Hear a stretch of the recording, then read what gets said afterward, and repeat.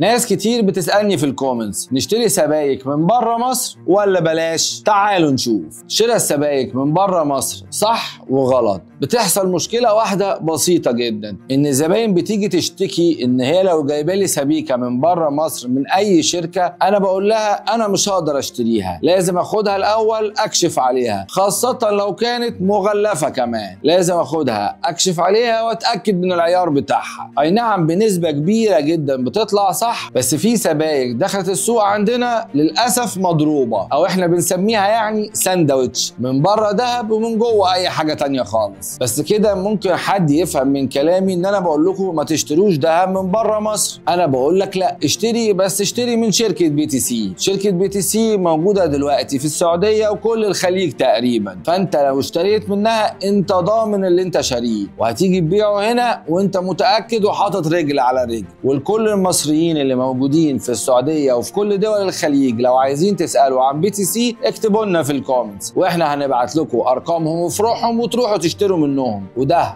اضمن ليكم واحسن في اعاده البيع. وبس كده، اكتبوا لنا انتوا بقى في الكومنتس مين جاب سبايك من بره مصر وحصل معاه ايه. كان معاكم دكتور ياسر طويل، وده ايه الجواهرجي.